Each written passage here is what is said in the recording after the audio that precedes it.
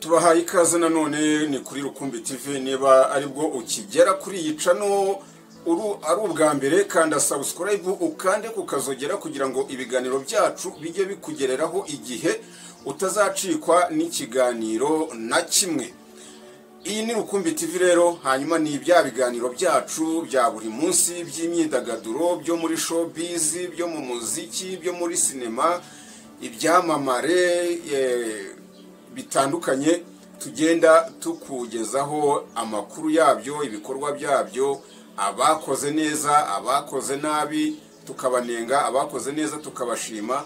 Hanyuma kandi niba abahanzi bacu, niba abakinnyi ba sinema bacu dufana buri munsi kandi dukunda ibikorwa byabo, bahora batugezaho buri munsi.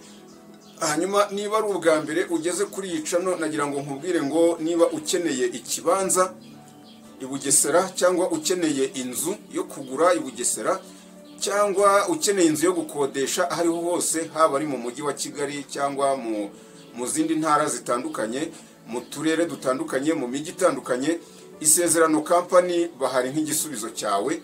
Hanyuma bahita babigufashamo cyane. Bahamagare ni kuri nimero iri aho muri description ya video. Ugifungura video urahita ubona nimero ya Isezerano Company. Hanyuma ubahamagara ubabwira uti ndashaka ikibanza kiri muri aka karere akanaka, ndashaka ikibanza kingana gutya, ndashaka inzu yubatse gutya, inzu ingana gutya, inzu yubatse hanaha. Isezerano Company nako kanya bahita babigukorera.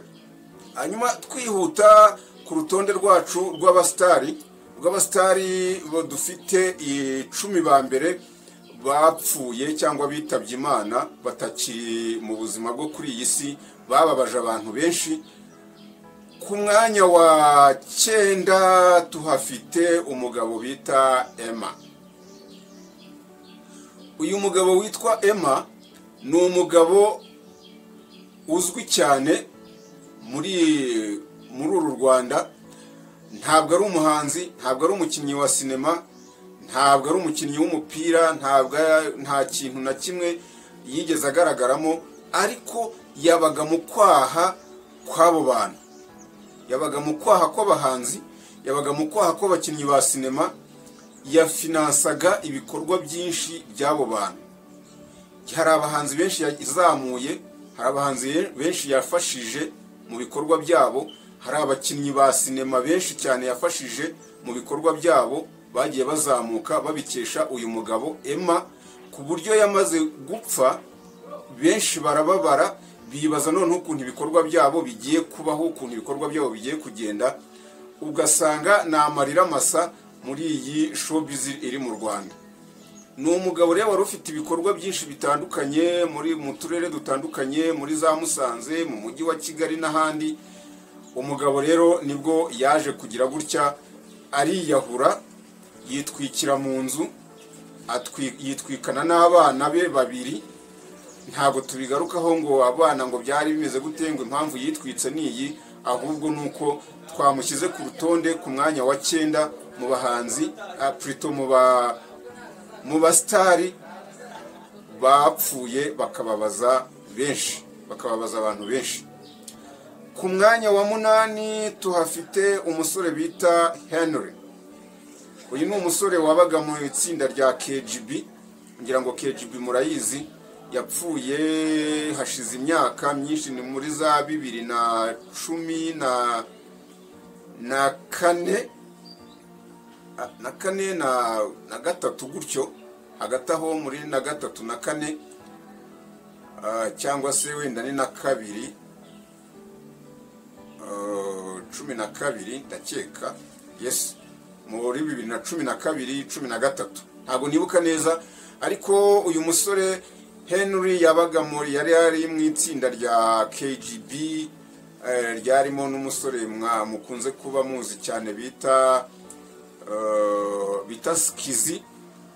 Hanyuma uyu musore yaje kuba agwa mu Kivu, cyangwa se agwa ku mazi, ku musenyi, aho yari yagiye kwenjoyinga na bagenzi be, biza kurangira uyu musore arohamye apfira mu mazi. Uyu musore rero yababaje abantu benshi cyane. tumufite hano ku rutonde rwacu ku mwanya wa 8. hanyuma ku mwanya wa 7 dufite umugabo w'icyamamare w'umuregend mu itangazamakuru bita Jean Lambert Gatare. Jean Lambert Gatare nawe rero akaba ari mu ba star bari bazwi cyane muri Rwanda, bitabye Imana bakababaza abantu benshi, babaje abantu benshi cyane, cyane rwose abantu bakurikiranaga ibintu bijyanye no kwamamaza cyangwa se n'imbuga z'imikino, ibintu bijyanye n'imikino za football n'ibindi. Jean Lambert Gatare muramuzi ukuntu yarabirimo neza rwose, ukuntu yabikoraga abantu benshi bakishima. Uyu mugabo rero yaje kuba yitaba Imana ejo bundi, hanyuma ababaza abatari bake, yababaje abantu benshi. Rero tukaba tumufite ku rutonde rwacu ku mwanya wa 7. Ku mwanya wa 6 dufiteho umugabo wamenyekanye cyane nk'umu DJ bita DJ Mira. DJ Mira yagiye akorana n'indirimbo n'abahanzi benshi, barimo Soshomura, barimo Knowless, barimo n'abandi. Hanyuma DJ Mira aza kugira gutya yitaba Imana. Abatari bake bakundaga umuziki we, bakundaga ibikorwa bye, abatari bake bakunda showbiz we mu Rwanda cyangwa bayikurikirana barababaye pe, barababaye kuba DJ Mira avuyemo agiye. Ku mwanya wa 5 tukaba tuhafite umugabo witwa Yanga. Uyu mugabo Yanga azwi cyane n'abantu bakurikirana Gasobanuye.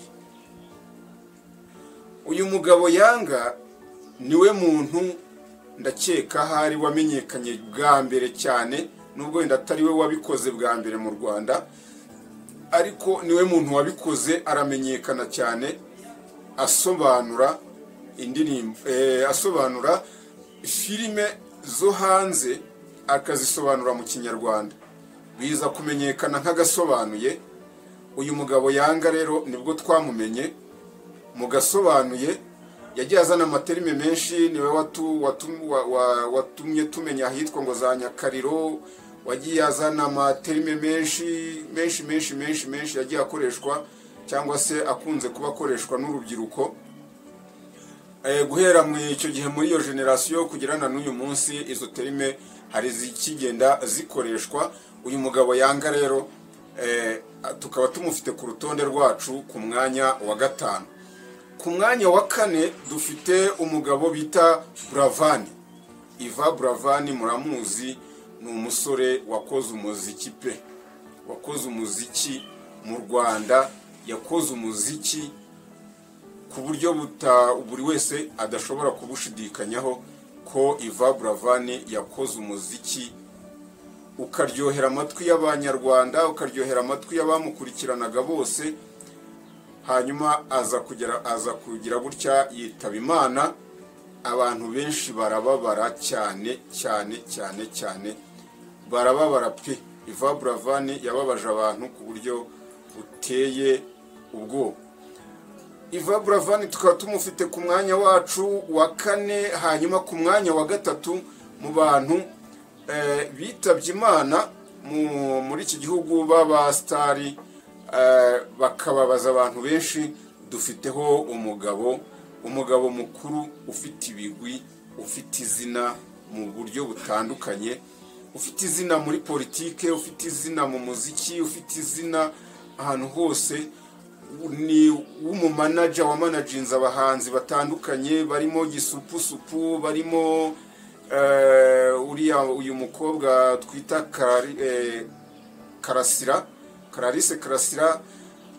Uyu mugabo bamwita Aremuku yitabye Imana ejo bundi muri uku kwezi, mu ntangiriro z'uku kwezi turimo, mu mpera z'ukwezi gushize. Uyu mugabo Aremuku ari ku rutonde rwacu ku mwanya wa 3 mu ba star bapfuye cyangwa se bitabye Imana, bakababaza abatari bake. Yababaje abantu, yababaje abakunzi b'umuziki, yababaje abakunzi ba politike, yababaje abahanzi cyane cyane buri muhanzi wese hari uwatekerezaga ko Aremuku ashobora kuzamufata akamumanaginga, ariko biza kurangira uyu mugabo yitabye Imana. Abantu benshi barababara pe, barababara ku rwego rwo hejuru. Aho ni ku mwanya wa gatatu. Ku mwanya wa kabiri tuhafite umugabo wakoze izina, wakoze indirimbo nyinshi, wakoze za fatafata, wakoze za D4D, wakoze indirimbo nyinshi za Urban Boys, wakoze indirimbo za Dream Boys, wakoze indirimbo za Jay Polly, wakoze indirimbo z'abaraperi benshi. Umugabo bita Junior Multi System. Uyu mugabo Multi System ni umuproducer wabayeho mu baproducer muri uru Rwanda ba mbere batumye umuziki w'u Rwanda uva ku rwego watangiriyeho ugera ku rwego uriho uyu munsi. Uyu mugabo Junior Multi System yari umuproducer ufite touch zitagirwa n'undi muntu wese. Niyo mpamvu uyu mugabo yapfuye cyangwa yitabye Imana bikababaza benshi, cyane cyane abahanzi, noneho by'akarusho abo yakoreye indirimbo. Uyu mugabo ku buryo ataritaba Imana ariko yiyumvagamo uko ameze, uko kondisiyo arimo, aravuga ati jewe mu gihe nzaba ndimo gushyingurwa bazandirimbire indirimbo izi n'izi. Ibyo rero abahanzi barabikoze, twaragiye tubibona. Hanyuma uyu mugabo Junior Multi System bikamushyira ku mwanya wa kabiri mu bastari bo muri uru Rwanda bitabye Imana bakababaza benshi. Ku mwanya wa mbere tuhafite ni danje. Ku mwanya wa mbere tuhafite Jay Polly. Ngira ngo Jay Polly yitaba Imana, buri muntu wese ukurikirana showbiz yo mu Rwanda cyangwa ukurikirana umuziki wo mu Rwanda, buri munyarwanda wese, yaba ari uri mu Rwanda yaba ari uri hanze yarwo, n'abanyamahanga babasha kumva ururimi rw'ikinyarwanda, bumvise ko Jay Polly yitabye Imana. Byabaye ikibazo gikomeye cyane. Ngira ngo nta muntu n'uyu n'umwe wigeze ayoberwa ko Jay Polly yitabye Imana. Mwagiye mubona indirimbo nyinshi, mwagiye mwumva indirimbo nyinshi zakozwe ku bwa Jay Polly akimara kwitaba Imana. Jewe yongeze kuri Jay Polly nyine cumurongo nkashyiraho akadomo. Nirinda kuvuga ibintu byinshi cyane kuko nshobora gushiduka imbere ya kamera nanjye byabaye ibindi bibazo. Ariko ni ku mwanya wa mbere dufite Jay Polly ku bahanzi bitabye Imana bakababaza abatari bake, bakababaza igihugu cyose, ariko cyose. Jay Polly niwe muhanzi witabye Imana, igihugu cyose kirabimenya, umwana arabimenya, umusore, umukobwa, urubyiruko, abajene bose, abasaza, abakecuru bose baramenya ngo Jay Polly yitabye Imana. Jay Polly niwe witabye Imana, n'abari muri gereza bamenya ngo Jay Polly yitabye Imana. Jay Polly niwe muhanzi witabye Imana, n'abayobozi mu nzego za leta bamenya ngo Jay Polly yitabye Imana mu nzego zose zitandukanye. Jay Polly rero yitabye Imana, asiga igikomere kinini cyane ku mitima y'abanyarwanda. Aba bavandimwe rero, izi nshuti zacu, abahanzi bacu, abastari bacu batuvuyemo, reka tubifurize iruhuko ridashira. Nyagasani abakire mu bayo. Iyi ni Rukumbi TV, kanda subscribe hanyuma dukomeze tubane mu biganiro byacu bikurikira. Ibiganiro byacu ni buri munsi, nama episode nta na rimwe uzaza kuri Rukumbi TV ngo ubureho ikiganiro. Ciao.